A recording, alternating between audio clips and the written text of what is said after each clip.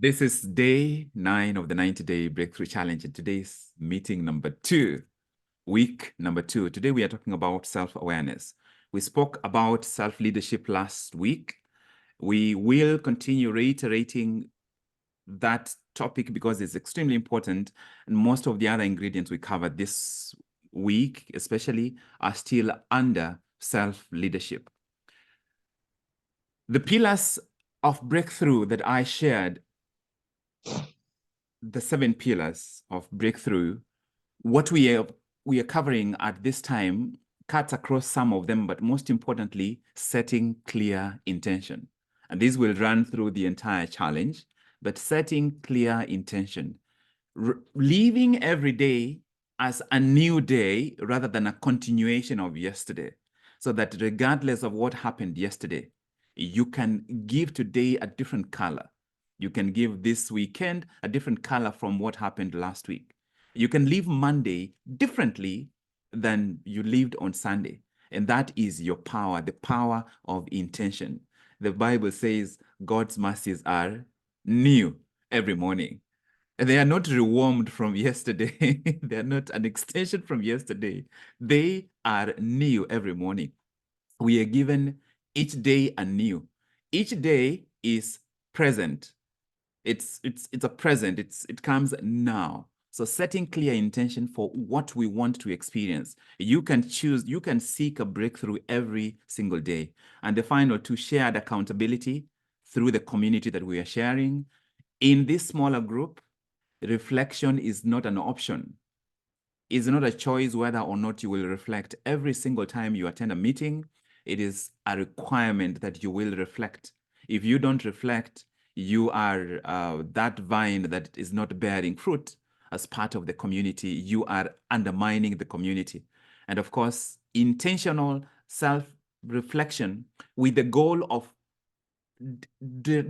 squeezing out the insights, so that you share the insights, you squeeze and benefit from them, but also benefit from the insights that other people are getting from their reflection.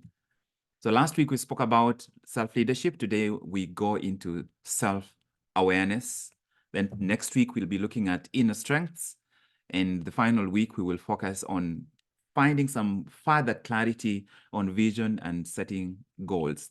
But these themes will keep repeating themselves in different forms as we go through the rest of the challenge.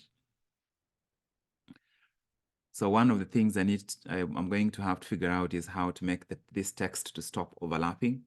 But I shared this verse last week, 2 Samuel chapter 5, verse 20. David came, David fought and defeated them, but he defeated them there on the location.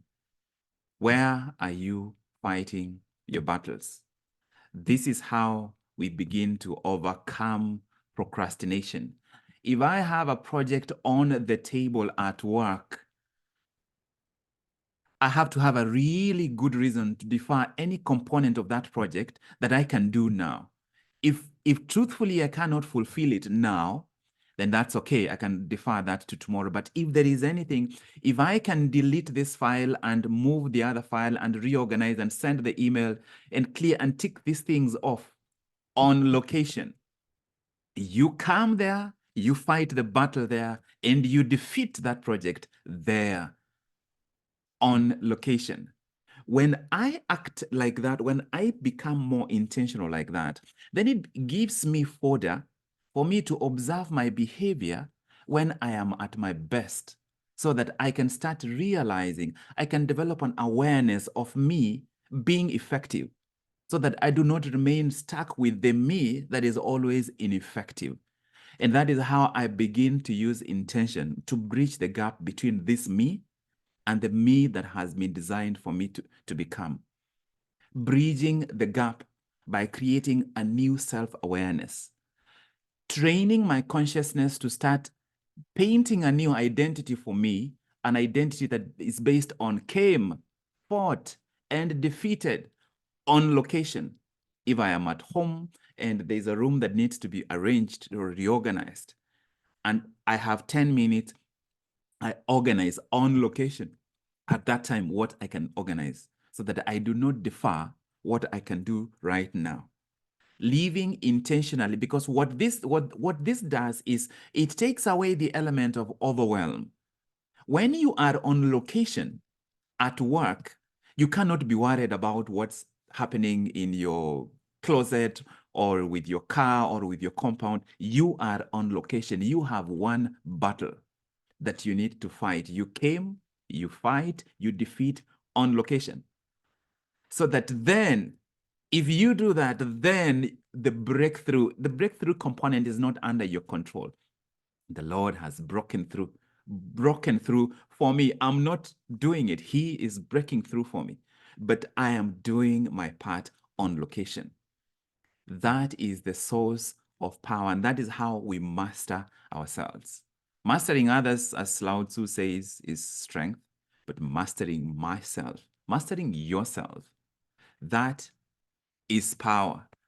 And that is the purpose of pursuing self-awareness, so that we develop self-awareness of where we are, but most importantly, we advance our self-awareness by beginning to be intentional and building new behavior patterns that start to create a new story. That way we don't remain stuck in the old story. The challenge of self-awareness is in these 7 parts. This is a slide that if you want, you could take a picture of. This is something for you to think about. And there is a lot to be said about and covered in just this one slide. The challenge is to explore your thoughts, your feelings, and your sensations. Are you aware of what you are thinking, what you're feeling, and what you're sensing, what you're perceiving? The sensations in terms, for example, right now where you are seated. Are you feeling cold or warm or lukewarm? Are you feeling tired or are you energetic? Are you too tight or relaxed? Are there any parts of your body that you have tension that is unaddressed? Because sometimes we end up being irritated, but it's because we have a headache or we have a neck pain somewhere. And then somebody comes presenting a problem to you, you are irritated. It's not because of that problem. It's because there is a sensation that you are unaware about. Cultivating present moment awareness.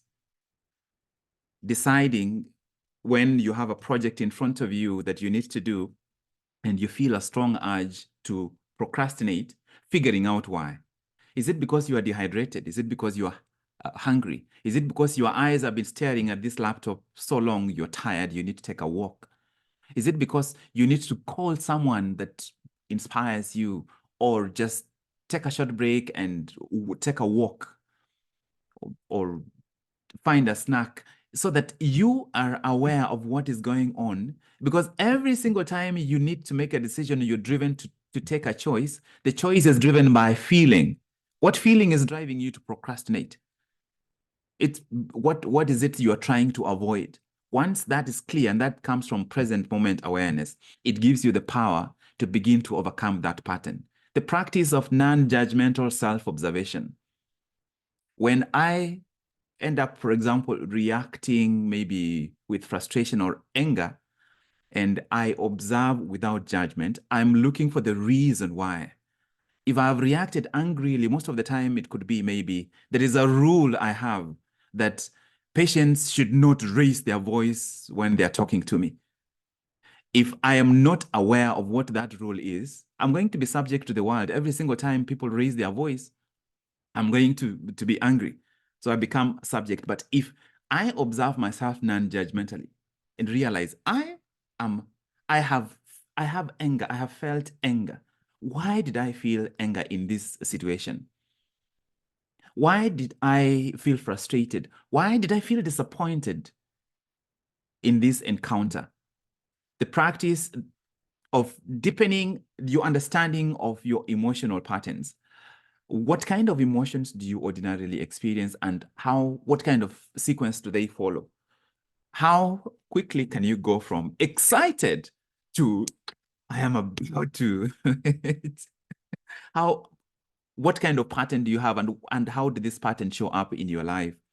Recognizing the triggers. What things make you tick and what things tick you off?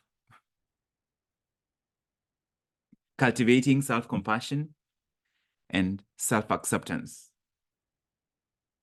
and reflecting on the repetitive patterns and the habits.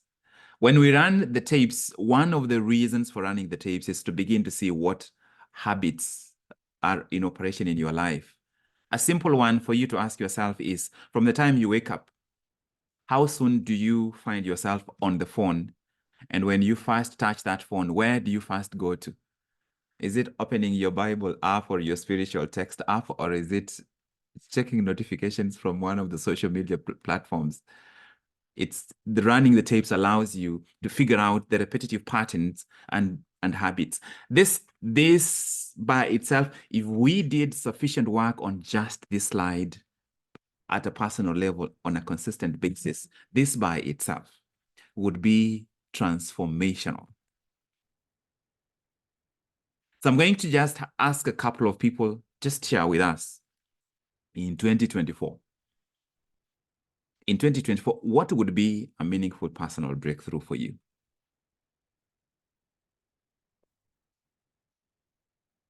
What would be a breakthrough for you in 2024? I'm going to call some random people. There is no order at all. I'm going to start off with Gladys and Dinda. Gladys, come on, turn on your mic.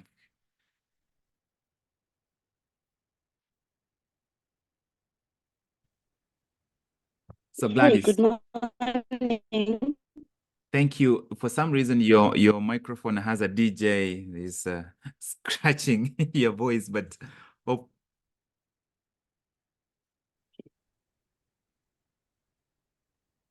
Can you speak? Say something. Okay. Hi, good morning. Okay, that's better. That's better. That's better. All right. So Gladys, what would be a breakthrough for you in 2024?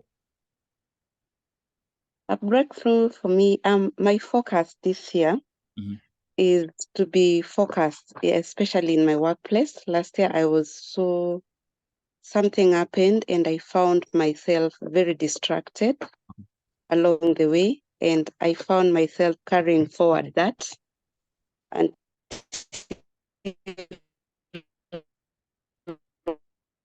when I joined you people and distract, sorry. Turn off your video. Your network is weak. Just turn off your video. Maybe it may be better. Okay. Continue. Okay. Continue. Yes. So I found myself distracted by things that happen around my work environment. And when I joined here, I was able to pick that up, evaluate myself and pick that up. Okay. I also picked up during our last Saturday's meeting, Yes. when you said is it Monday meeting, when you said we give things that happened, how was our Sunday? And I found myself going more for I said many negative things. Then I realized my mind is picking the positive things as the last ones. So I made a decision that I'm gonna change that. And my breakthrough this year would be getting some businesses that I lost. So some businesses that I lost and growing my income. So a breakthrough to me would be achieving a goal that I have set in my workplace. And that would mean keeping off all the distractions. I've found myself saying no to many things this week, and I feel like I'm already receiving it. I'm on a charge, ready to achieve my goal. Thank you. So why is that important for you this year? That is important for me because achieving that would mean I will be able to achieve a certain goal that would set me free in 2 years' time. There's something I would like to achieve for me to consider that as financial freedom, and increasing my commission would grant me that within 2 years. So you're looking for a financial goal, right? Yes. So when you achieve that financial goal, why is it important for you to achieve that financial goal? Okay, I would like to change what should I call? I would like to switch from being actively employed to being to work on my own on the side. Why is that important? And I've given myself some specific targets. Why is it important to me? I would like to have time for my family. I would like to have time to do other things. And I would also want to. Which of the reasons you've given me is the most important? I just want the most important reason. Why is it important to you? Time for my family. Why is that important? Why is it important for you to have time for your family? I would like my children to grow with, I don't know, I haven't refined that completely, but I would love to have time for my children so that when they grow up, they would not be saying they miss their mother, they miss some certain elements, and I would like to have enough time to impart values like my parents did. Yeah, so this is your first time, and I applaud you. You're just going with it, and I really like it. This is called hot seat. We do this from time to time in the challenge. So it gets to a point when the answers cannot be in your mind, and I feel that you have come really, really close.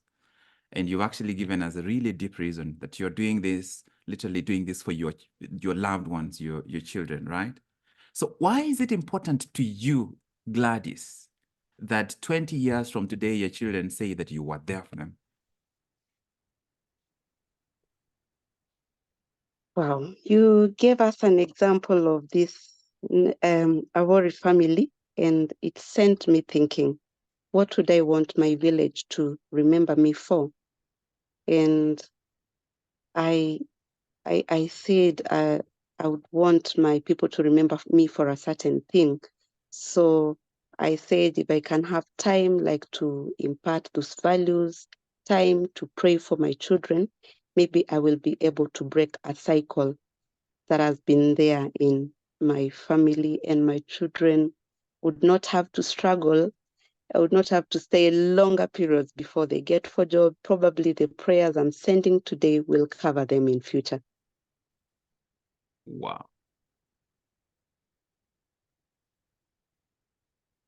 It's very clear. It's very clear that when you are saying no to distractions, you are saying you have a village to build. That's beautiful. Thank you, Gladys. This is going to be an amazing year for you. I have no doubt. I forgot to plug in my laptop. I'm going to grab the charger, but in the meantime, who is going next? Who is going next? That's going to be Sarah Adhiambo Nyethiwa. Turn on your microphone. Good evening, Daktari. Good evening, fellow breakthrough challengers. Yes. So thank you for the opportunity. My breakthrough for the year 2024 would be to refine to redefine my commercial portfolio in terms of my business. So I have found myself a little bit lost in terms on what I really need to focus when it comes to my business.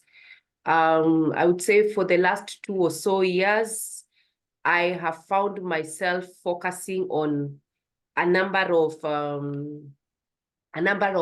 should I say, potential investments in my business. Okay. But sometime last year, I found that the focus was all over. And so now I need to narrow down my scope to maybe 1 or 2 things. And the reason for this is so that I can be able to master. I can be able to master what exactly I am selling out, or my value proposition to the client. I find that when I started focusing on too many agendas in my business, somehow I lost the plot.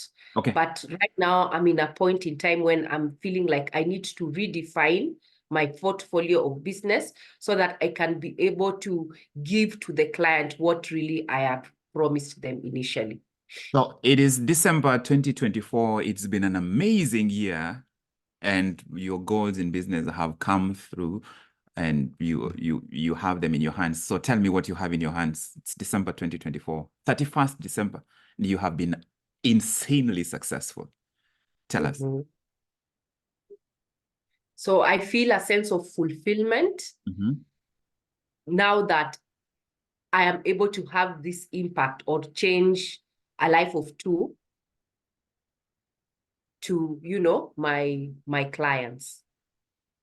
So a sense of tell me, fulfillment. what business? Give me one business. What one business has been amazingly successful in 2024? Give me one.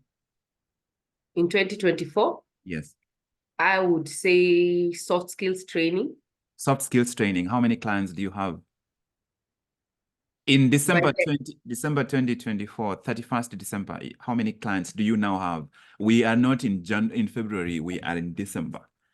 Okay. We've just celebrated Christmas. Tomorrow we are crossing over to 2025. So how many clients do you now have? 50. You have 50 clients. How much is your recurring income every month? Recurring income, I would say 250,000. 250,000, okay? Yeah. So if I'm just challenging you to narrow down and actually make each of those, the visions you have for each of those areas really, really concrete. How many, if this is a training business, how many clients do you have? How many trainings are you giving? How many products do you have in terms of training, in terms of your offering, okay? And what is the vision for each of this? What is the scope of the products? Because sometimes you may actually end up needing to collaborate with other people for you to go deeper and become an expert in that specific offering.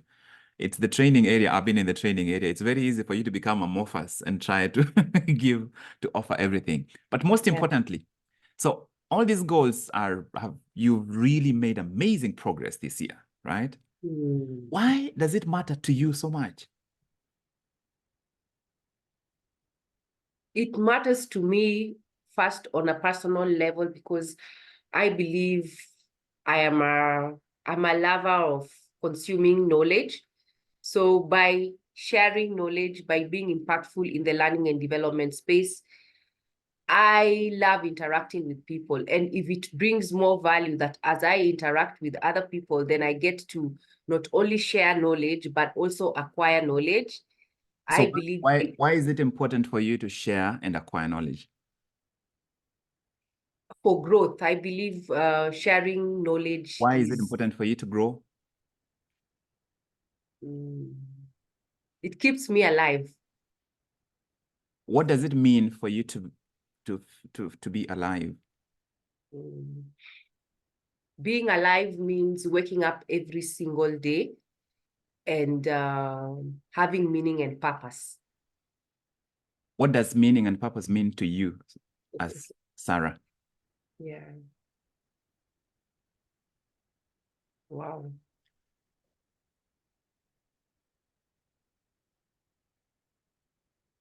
Meaning and purpose means I believe this could be one of my callings. So bringing my calling to life gives meaning to what I do. What does meaning and purpose mean to you as Sarah?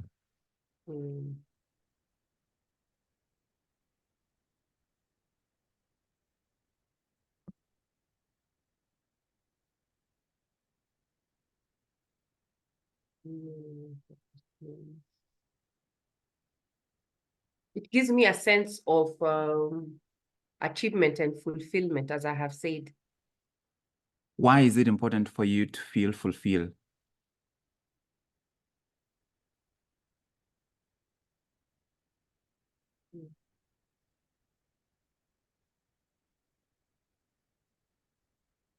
When you think about your life, just looking back, if you were to think of one time when you really hated feeling unfulfilled or feeling powerless or feeling frustrated or feeling stuck, or is there anything that stands out for you? Pardon? As what's not clear to me, you are in a space where your superpower is going to be your heart power. Yes. The value of self-awareness is for you to discover what is it that sets you apart. When you meet frustrations, if you do not have your I call it your crystal ball, or your key, your unique key, you will end up, sometimes you end up diversifying because it's not clear to you what drives you the most. Yeah. And what drives you the most was planted by a frustration, a pain point. You are trying to help people solve pain points you have experienced. That problem matters to you. The problem you're trying to solve matters to you because that problem has affected you. You are now offering a solution subconsciously. So it's finding, so for you, your deepest layer of self-awareness that is going to lead you to the breakthrough you're looking for is going to be to discover what is it that has made this particular problem important to you. You could be worried about matatus today, or the transportation of fish from Homa Bay to Nairobi, or the planting of sugarcane, or how to get waru from Mount Kenya to Kisumu. There's a ton of issues you would be thinking about, but you find yourself geared or moving in the direction of one particular thing. And the reason why this is important for you is that maybe once you discover it, it's going to give you the superpower to go deeper and actually be truly planted so that you grow. You start doing things that will compound. 10 years from today, you will be so grown. That's because you really got planted. Or maybe your pain point is in a different direction.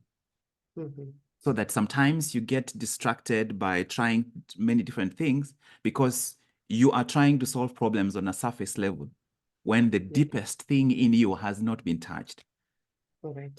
I will raise my hand to you and tell you that I'm a physician. Right now, I should be in the hospital. I just came from the hospital, but I came here to do this. The entire day of everything I've done, there's nothing I'm excited more than what we are doing right now, right? It took me a while to discover that my pain point arose from going to a day school where there was nobody to guide me, no books in the school. The teachers that were teaching me mathematics and chemistry and biology, none of them had an A. Many of them had C+, maybe Bs. I wanted to score A so that I can go to medical school, right? So now I feel driven. I can't help it that seeing unfulfilled potential is for me the most painful thing. So that when patients walk in, when they walk in and they have this medical issue, I'm asking the question of what is it that is behind this problem that we can solve so that you can not be healthy, but you can also be empowered. We would have to move on, Sarah, but I hope that gives you some insight. If we get your why, you will become a magnet stuck on a metal. Distraction will not be a problem. Anytime you are distracted, it's because you're not plugged in. Once you plug into your core, once you plug into what truly resonates with you in the work that you are doing, distraction will not be a problem. If anything, it might be the opposite, might be what we call obsession, where you can't stop thinking about this particular problem. And that's because now you are in the river at the center. You are not even rowing. You are being taken down by the current in the direction of what you're trying to accomplish. I was going to pick someone else, but we won't have enough time. Let's finish the rest of the presentation. And now from here, for the rest of the presentation, there is going to be work. Make sure you have your pen and paper ready. There is work that now we have to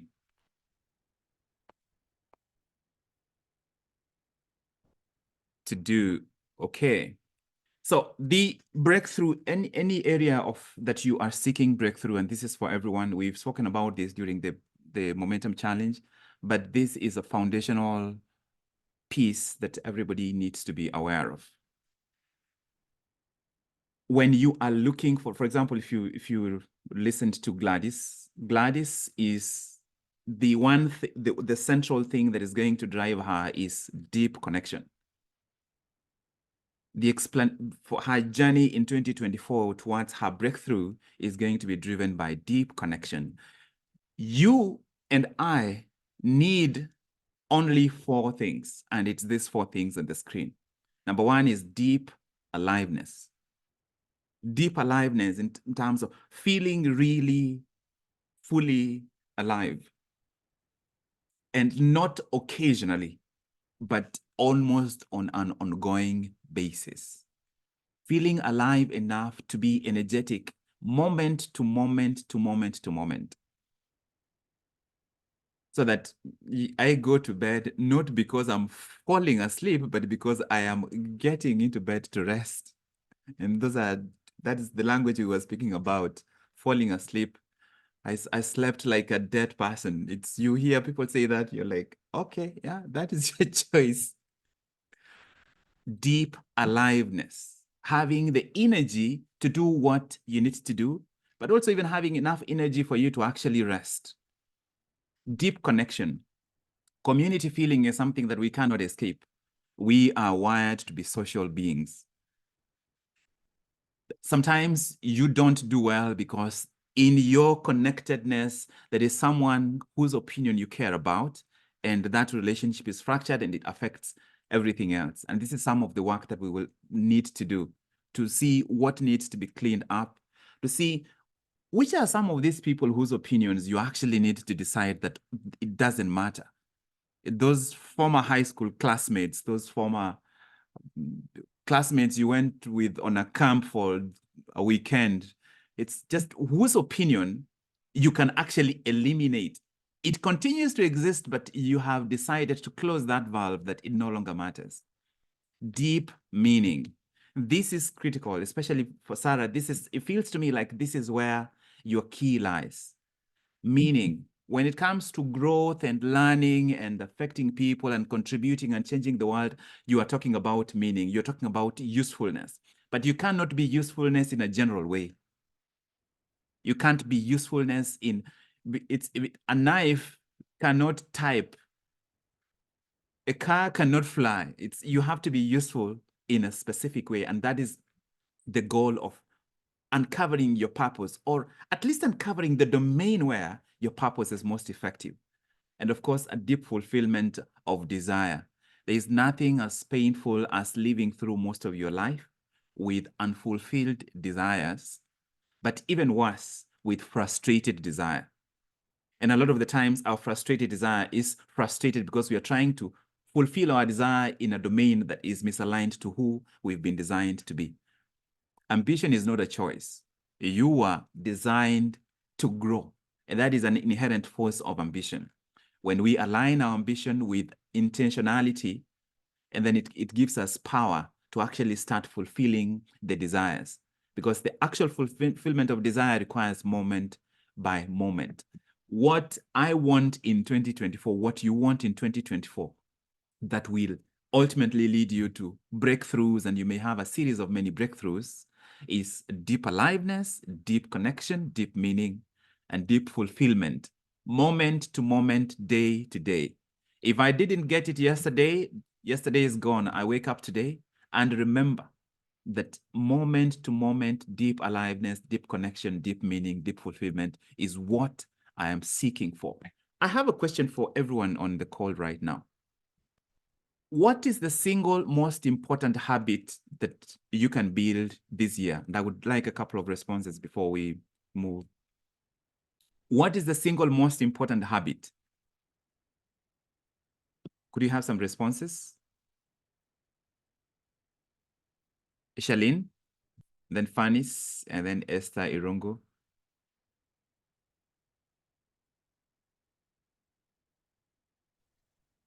Everyone else can just put it on the chat. What is the single most important habit that you can develop this year? Hi everyone, good morning. Good evening, Doc. Thank you for this opportunity. I think for me, the single most important habit I'd like to keep up with this year is discipline. Discipline. In every aspect life. Yeah. Yeah. Thank you, Charlene. Vanis? The most important habit that I would love to build is willpower. Willpower, You know? love it. Thank you. I've seen Mary Joy, consistency, Sylvia, early rising, Jane, consistency, Domitira, self-discipline, Eunice, showing up for myself, Mercy, obedience, Millicent, exercise. Esther? Oh, yes, I have to be consistent. Consistent. Thank you very much.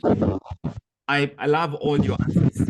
I believe that for 2024, the single most powerful habit is the habit of energy. The habit of energy. Look at everything that you have spoken about. Are there days when your alarm goes off and you are willing to wake up early, but you have no energy? Have you ever thought of energy as a habit?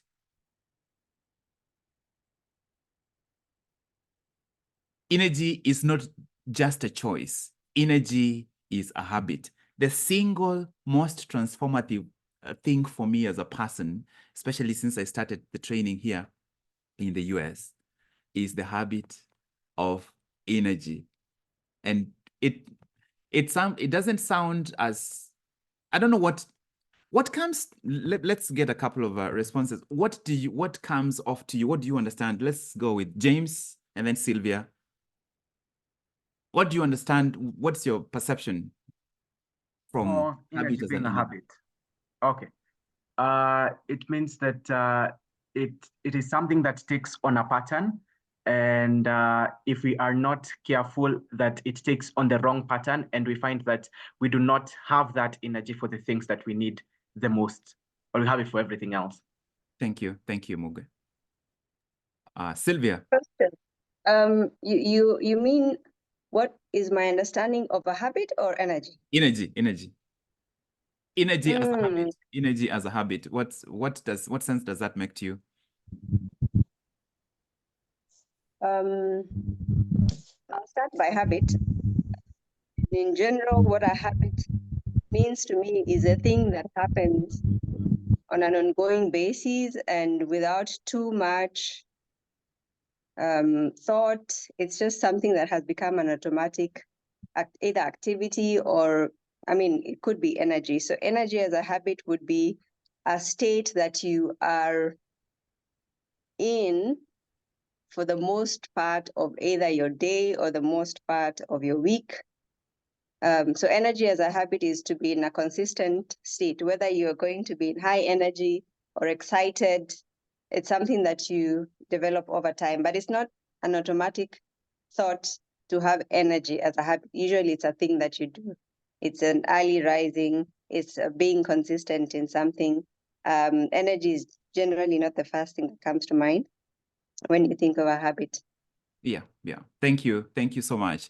It's this by itself as a choice in 2024 can make all, not most, not much, all the difference. Energy as a habit. Being self-disciplined takes a lot of energy. Willpower takes a lot of energy. Consistency requires that you show up with energy on an ongoing basis. Making energy a habit means that you have to do the things that give you energy. And unfortunately, sometimes what we do is we end up being imbalanced in the development or in the building of the habit of energy. So what are the things that you have to do to make energy a habit, to make energy automatic? And we've spoken about those 5 fundamentals, and we will be coming back to them for everyone else's sake so that I don't brush over them right now. Energy is going to be the single most powerful habit. What is your ordinary automatic way of being? If you were to rank yourself on a scale of 1 to 10, where are you ordinarily in terms of energy? Are you a 2, are you a 4, a 6, an 8, or a 10? And what if you would start operating at 2 points higher than where you ordinarily are? if you are a 6, what would happen if you started operating at, chose to create the habit of operating at slightly higher? So that means things such as your posture, your walking style, even the way you speak to people, how you work, so that if you usually type with 20 words, you intentionally start training yourself to actually start typing 5 words faster. It is a choice that you make. Don't drive 5 miles, 5 kilometers faster and and hit anybody but energy is a habit. I think, Shiro, you had your hand up. Do you want to say something?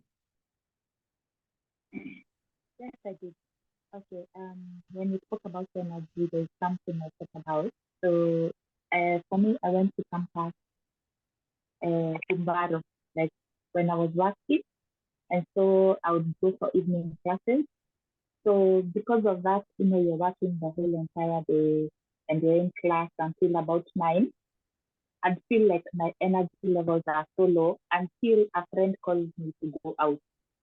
Then immediately my energy levels would shoot up and the fatigue would fall off like a clock.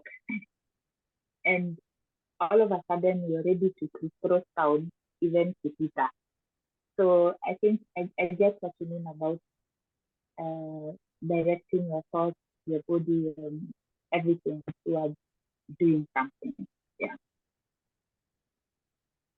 That is so true. It's if we could say out loud, "Oh my God," and LOL as frequently as we type it, our level of energy will go up by 3-4 points. Instead of saying LOL, you say you actually do it with your physical body. It's if we did that, when people are chatting at a restaurant, if everybody actually LOL'd for every LOL that they type, right? If sometimes people are LOLing, but they are like this, they're laughing with tears running from their eyes on the emoji, but their body is in this position, right? Energy is a habit, and it's one of the most transformative choices that you are going to have to make this year. And if you actually make it, the payoff from it will be so massive. Somebody is unmuted. Florence, you have your hand up. Go ahead. Thanks, Doc. Good morning and good evening. I have just been reflecting on energy because on Wednesday I had chosen energy as what was going to be my focus. And I had woken up not feeling well, and I was literally dragging myself to work. But because that's what I had focused to dwell on, I felt really energized. And at the end of the day, I outdid myself. I was looking behind at what I had achieved that day. Yeah. And ordinarily, on the other previous days, I had not gone to those extents. And I am concurring with what Sylvia has said and what you have emphasized on, that energy is the hallmark to our achievement of what we intend. Yeah, thank you. Thank you very much, Florence. I'm going to give everyone that challenge. Pick a day, maybe pick the week that is coming, and actually make energy the focus of the day. Have an intention aligned with energy. Permit yourself to experience something related to energy. Actually make it a choice. Make it a decision. Make a decision to have one of your most energetic days.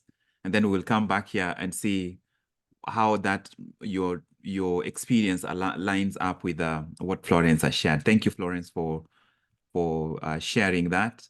So we have a couple of pieces that now you need to work on, and then we will break into groups. I think today keeps restarting the presentation, but that's okay. This is the book that I am reading. I should be done with this book. It's called, it's because of the green, it thinks it's a green screen, but you have it over there. It's called The Year of No Nonsense. I would like us to face a couple of this is just things that we have to deal with. I'm going to hide my video so that everybody can see what's on the screen. Now, this is not a comprehensive list, and you probably might be innocent of all of them, but I am guilty of so many of these that I'm still working on. I would like you to take a look at this. Can you figure out which of these stand out to you as things that actually this year need intentional attack, that they need to be attacked this year? Procrastination, negative self-talk, pleasing people, perfectionism, over committing, which is related to overwhelm, holding grudges, perfectionism, ignoring your health from all perspectives, self-care, spiritual, financial, complaining. It says excessive complaining, but even complaining by itself is not setting boundaries, comparing, always beating yourself, criticizing yourself perpetually, continually. I don't know which of these register to you in terms of your self-awareness for you to actually become consistently, to pay consistent attention to them. These are energy vampires. And that's why the habit, once you make the decision that you are going to protect your energy, you are going to choose what level of energy you operate at. These are some of the things to watch out for. Energy vampires. Procrastination. When you procrastinate, it means you will do that project between now until the day you do it. In other words, you carry that project on you continually. Instead of doing it and finishing it now, you decide, I'm going to carry this project with me for the next 2 weeks or the next 1 month. We spoke about self-leadership last week. Self-awareness is the #1 pillar of self-leadership. And self-leadership is the direction, is the pathway for you to getting what you want. But you cannot lead yourself well if you do not know yourself well. As John Maxwell says, you can't grow yourself unless you know yourself. And the only way to know yourself truly is through self-awareness. So this is your first inquiry.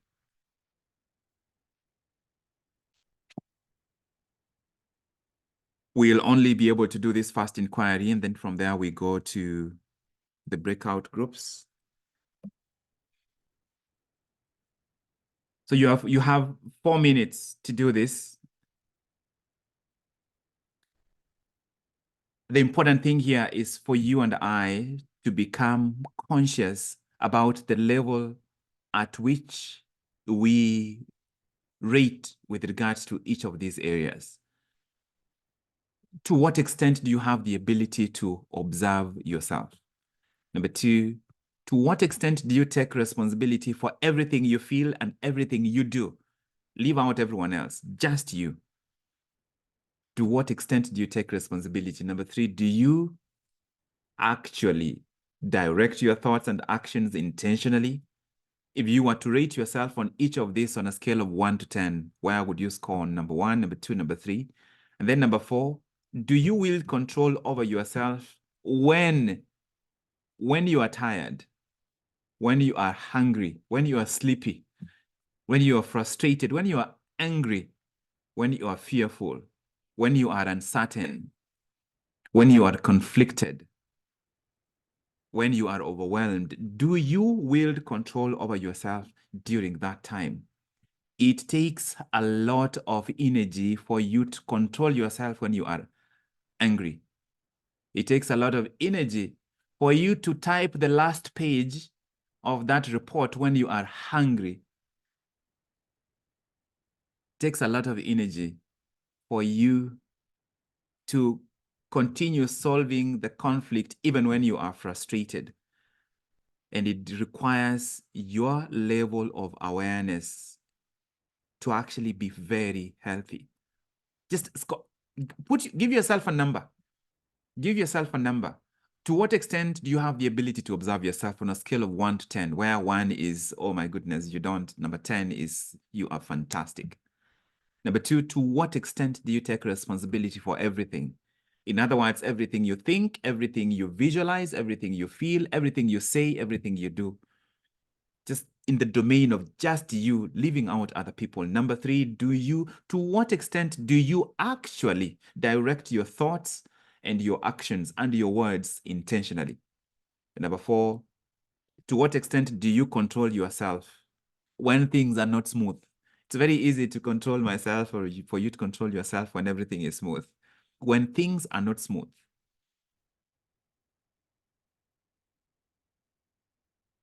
I hope you have written down a figure to each of those areas. You will need that for reflection. I will skip the other components, and I wanted us to just look at the self-awareness folds. Self-awareness folds. These are the 4 things that will hold you back from developing self-awareness. Number 1 is ignorance.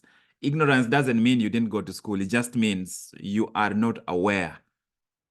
You are not aware. You do not recognize your emotions and your reactions. Other people know that you snap easily, that you get bored easily, that you become frustrated easily. Everyone around you knows. Your children know. Your family knows. But do you know? Ignorance, not being able to recognize. Number 2, denial. It's refusing to acknowledge your mistakes and weaknesses. And each of these is on a relative scale. You might be really strong on one and weak on the other. Number 3 is blind spots. You cannot discover your blind spots by yourself, because otherwise then there wouldn't be blind spots. Blind spots require someone else's help for you to discover them. When you are unaware of how your behavior affects other people. And number 4, rigidity. Lack of flexibility. Rigidity goes with insecurity, uncertainty, when you're uncomfortable in the environment where you're trying to learn. So you lack the flexibility to adapt based on the new information that you are getting. So we'll carry these ingredients with us into the breakout rooms, and you may not be able to do everything, but most importantly, just have a conversation. You're going to have a conversation for 15 minutes in the breakout rooms. Just share. By the time you get in the breakout room, you should have this clear to you. What are your top 3 strengths? And what did you discover on the nonsense list? And list the most distinct, the most outstanding ones that stood out to you. And which of this nonsense list would you want to tackle? And any other questions that have come up as a result of this session?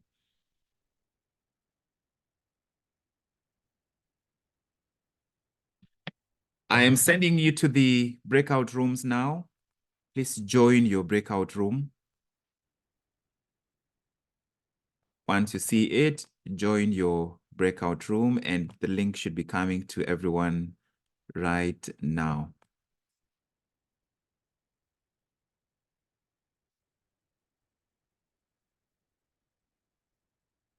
We'll be back here at 5 minutes to past. Join your breakout rooms. Join your breakout rooms.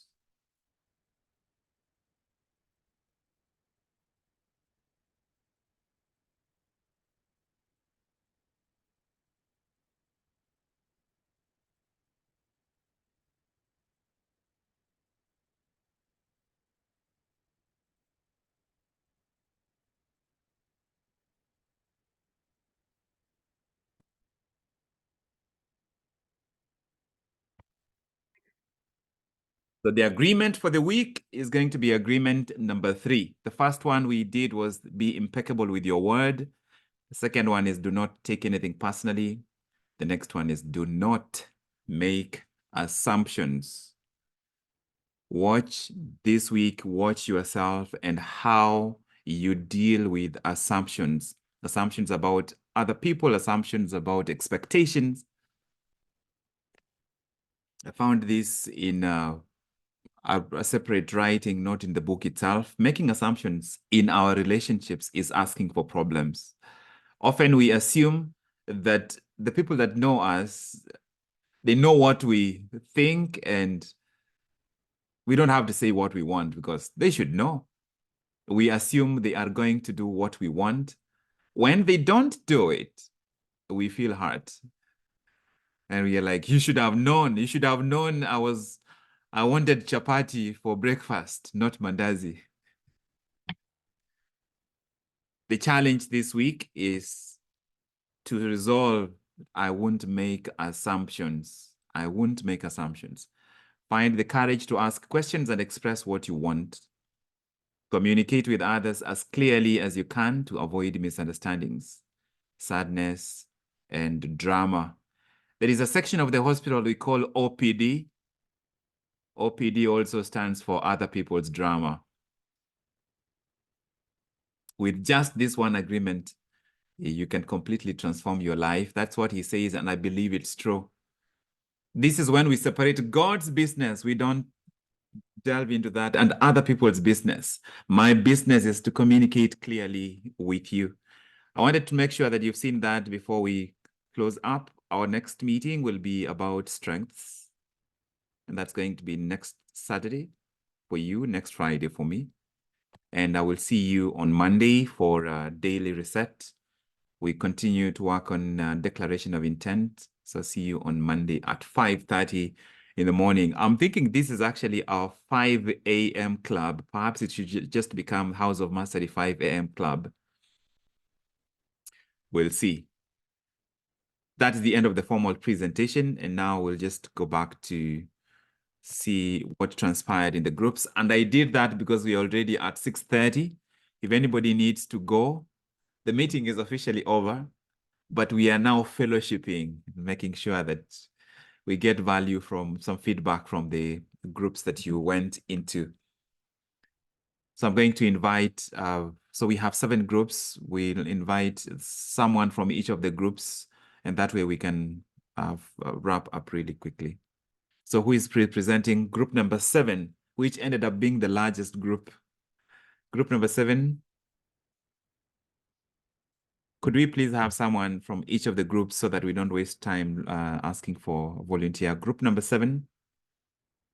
Do we have somebody from group number 6? Yes, I'm here. Eunice, which group are you with? 6. 6, go ahead, Eunice. Okay, 6, we were, I think we were 5 or 6. We were with Fanny's Dawn, Betty, Jane, myself. I think we were those ones. When it comes to the strength, I will just say in summary, I'll not go to person to person. Yeah. Some members felt that they are organized, loves planning, they are focused. A lot of people brought out the issue of focus. I realize most of us are focused, but I think we just need to direct our focus so that we achieve the things we want to achieve. When it comes to the no-nonsense list, procrastination featured a lot for most people. Yeah. Lack of self-care, negative self-talk, complaining, especially those who are in Kenya right now, who complain from morning to evening, overcommitting to what is not helpful. A certain member felt like she overcommits. At the end of the day, she feels so drained because she wants to do so much, but of course she cannot. So a lot of people, one member wants to work on procrastination, self-care, negative self-talk. Still another one wants to work on procrastination. Another one wants to work on holding grudges. They need to learn to forgive. Yeah. Another one talked of, just a second. Yeah, procrastination, I think, came out for most of us. For myself, I know it's living in the past. I need to work on that and move forward in the new year. Yeah. When it comes to the question that came out, this aspect of energy being a habit and energy being a choice, it seems to have stood out for most of us, and we feel like now we have a certain direction to follow. By focusing our energy, we'll be able to achieve. But one unique one is that someone said that what they picked from the group is that ambition is not a choice. So they are set to be ambitious and to accomplish that which they want to accomplish. In summary, that's what we said. Thank you. Thank you so much. Yes, ambition is a choice. If you are not intentional, you are going to be ambitious in attending as many Rora shows as possible, going on as many road trips as possible. You'll find some accidental ways to experience your ambition rather than ways that grow you. Thank you, Eunice. Do we now have somebody for group 7? At the count of 3, 2, 1, 0. All right, group 5. Representative from group 5. 3, 2. I'm here. All right. I'm here. Go ahead, Beth. Hi, good morning, good evening, everyone. So in my team, we had Gladys. I had, she has a heavy name, Rumbid Zai, and Yes. Shiro joined us later. So on the point of our top 3 strategies, what came up was empathy, calmness, patience, time management, consistent, and relating well with other people. That's awesome. On the nonsense list, we had mindless scrolling of social media. We have no settling of boundaries, ignoring self-care, distraction, financial health, and what most people came up with was the procrastination. The focus on the nonsense list was procrastination. Most people felt like we need to work on procrastination, which is a thief of time. And there was also financial and physical health. What questions came up from the session were self-awareness. We need to focus on reevaluating ourselves to realize and to come to our full potential. There was also what we want to achieve or what we want our December 2024 to look like. Yeah.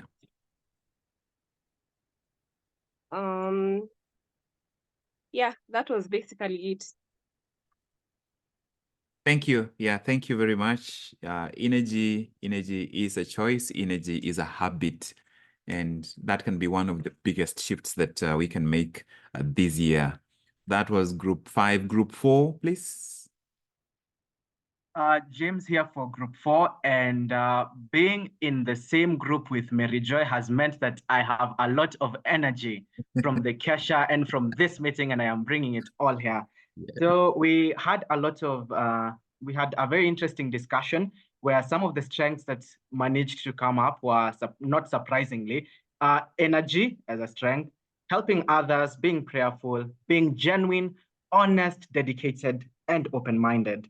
Those are some of the strengths that came up. The no-nonsense list, we had very recurring items like procrastination, overcommitting, and because apparently there is one that women and girls are more predisposed to, we had perfectionism. It also came up. Yeah, apart from that, we also had overcommitting, worrying about other people's opinions, and living in the past. Yes. The most interesting thing is that 3 out of 4 of the participants want to work more on procrastination and eliminate it from the things that they will be worrying about next year. The questions that came up amongst the 4 of us, that is Sylvia, Isabel, and Mary Joy, plus myself, were how am I going to maximize on the information that I am receiving here? That was the first question. The second question was, am I really able to control my thoughts and actions? The third question was, what is my why? What is my why? And the final question was, what can I do to become more self-aware? So that is what we came up with as group 4. And thank you for this time.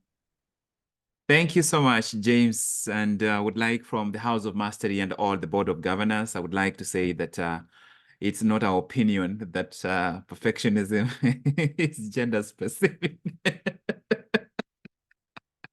Just need to, yeah, but like, thank you for making us laugh. That's, it's, I mean, those are really profound reflections. Procrastination is never the problem. It is always a problem of focus or fear. So you just have to figure out what is your issue. Is it focus or is it fear? And if it's a question of focus, and the focus is a problem, it means a question of purpose. If purpose is not clear, then focus becomes difficult, right? If I am standing at the airport and I don't have an air ticket, all those 50 airplanes can be a possibility for me.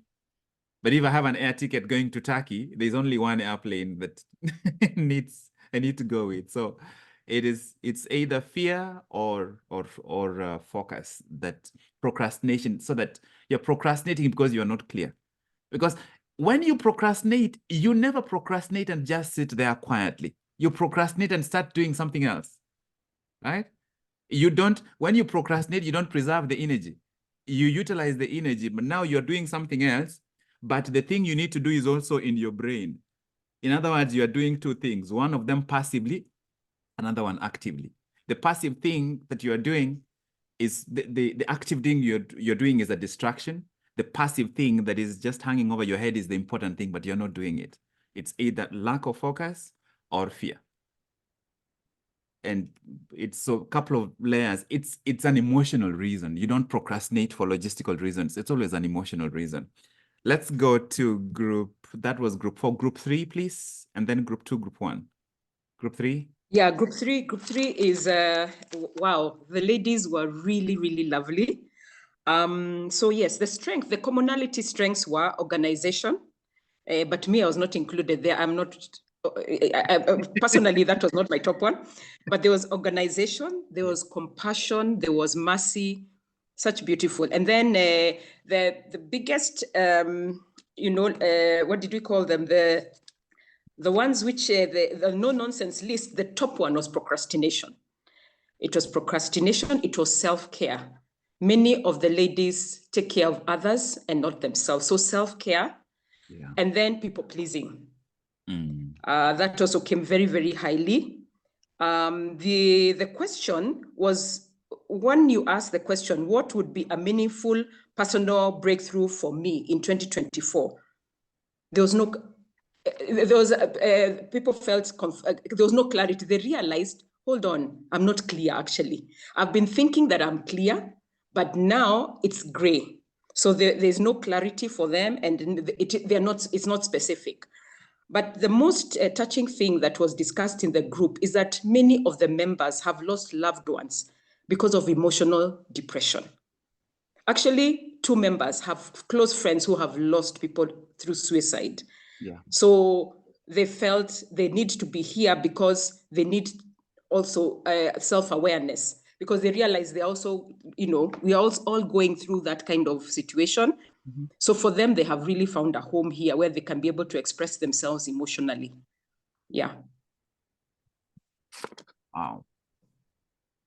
Yeah, thank you. Thank you so much. I respect and applaud that clarity to say that they said organization, but I am not part of that. That is a superpower, because then when other people are going around their Sunday and they're getting ready in one way, you know that your Achilles heel is organization. So you sit down and actually organize and actually plan it on paper, because if you don't, your brain is going to go everywhere. That question of strength is meant to point out one thing. Everybody here on the call, you are just by being here, you are automatically a go-getter. Automatically, you are a go-getter. So otherwise you would not be here. You are way above average just by the decision of the fact that you are here. Especially, you paid to be here. You paid to wake up on Saturday morning. right? So you cannot miss that. And I need you to remember that you are here because you are beyond average. You're driven by something that is pushing you to make sure that this year will not be average. What we have to work on is to make sure that we take you as a magnet and attach you to a metal that you are aligned to. Then the question of focus will not be a problem anymore. And that's why we will have many more hot seats during the coming weeks, because the question of clarity, it's very difficult for you to get clarity from the breakout rooms. It is much easier for us to figure out together. And every single time somebody is on the hot seat, you better pay attention. Not for that person, but for yourself. Whatever questions are being asked, if I am asking somebody about their business, look at what your core goal is, and then peel out the layers. If you do that when we have 5, 6, or 7 people on the hot seat, you will find clarity. You will find clarity. Focus is not a problem. Procrastination is not the problem. What is it that is underneath it? Once we figure out what is underlying, then it changes everything. Distraction is not a problem. You are not distracted. You know, we give distraction a bad name. It's not distraction. It is you have insufficient engagement, and therefore you're being attracted to several things. You see the way all these things are attracting you? If one of them was particularly meaningful and aligned to you, it would hold your attention. So when you are distracted, it means we haven't found something strong enough to hold your attention. We haven't found something strong enough for you to be engaged to so that you can get married to. Once you get married, it doesn't matter. When you walk outside there, you're married. Period. It's done. You are attached. This link is established, period. So that when you say, I am married, you use the identity by itself protects you from all these other distractions, right? So when you are being distracted, you are being attracted to several possibilities. And that means it is all superficial possibilities. What is the solution? Find one that holds you. Today is Friday. Friday. Since I started doing the challenges, my colleagues are going out every Friday and meeting together. Like today, they were meeting together just to talk and unwind. But where am I? On Zoom, straight from the hospital on Zoom. What is the reason? All these possibilities can attract me, but there's one that holds my attention. If we find the one thing that holds your attention, procrastination is no longer a problem. Fear begins to diminish as the intensity of attachment to the one thing that you are most committed to continues, right? There are people who are afraid of dating, but you wouldn't be still afraid of dating if you are now already married and you are in the same house with your wife or husband. That's no longer an issue, right? It's time to start fighting about the toothbrush and the toilet seat and, and to solve bigger issues. I hope that as we go, that this becomes clear. If we don't resolve the question of finding the one thing that draws you in, then breakthrough is going to remain a mirage. Everything else will start falling into place if we find the one place where you start going 1 mile deep, 1 inch wide. 1 mile deep, 1 inch wide. If you do that, any tree that has deep roots cannot be moved around. If you find you're being moved around, it means your roots are not deep. That's what we are trying to do. So we have 3 more groups. Group 7, I don't know whether we'll find someone to represent them. Group 1, Group 2, do we have volunteers? Group 2, yes. Group 2, go ahead, Shelley. Thank you. So for Group 2, unfortunately, we were not lucky like Group 4 to have a gentleman, but I had a wonderful group of ladies. That was Sarah Adhiambo, Gladys Ndinda, Domitira, Martha Wamboi, and myself. So for the strengths, the 3 that popped up was people are detail-oriented, they are very organized, and they are good at planning, and they are very flexible. I am starting to think that if I find a cure to procrastination, I'll be an overnight billionaire. because procrastination was one of the things that topped up as a major weakness. So procrastination, perfectionism, and lack of setting boundaries. That was the third one. For questions that popped up, we had two. One was a common one. You mentioned that energy is a habit, and we are asking ourselves, how are we able to tap into this energy, that we can incorporate it in our day-to-day lives, that we can be able to achieve what we want to achieve? That is something we were very curious of. Okay. Then something that we asked ourselves is, amongst the 7 pillars of self-awareness, are there any that we have started working towards? Are there any that we are accomplishing or incorporating in the meantime as we look forward towards achieving all 7 of them? Have we started with any one of the 7 that we are achieving? Yeah. That was 2. Thank you. Wow, thank you so much. Thank you for that reflection. Don't change anything. I want you to observe everyone, just based on what Shalina shared. Everyone, just observe how you're seated. Don't change anything. Just observe. How are you seated? What is the position of your hands and your legs? What is the position of your head in relation to your spine? How are you breathing? Just be aware, essentially almost like scan your entire body. Okay. Right. Can you increase your level of energy, the overall level of energy, by just 1 point from where you are? Just make some shift. Just make some change. Can you? And after you've made that change, you'll get used to this gesture, okay? You take your fist and you put this thing here, okay? And I want you to do this. Hopefully you're in a place where you can say it and say yes, yes, yes, and do that 5 times. Just, if you're on video, I need to see you do it. Yes, yes. Nyathiwa Joan Omondi. I have not seen you doing it. Yes. Okay, and then just put your hands up, like just stretch your hands up.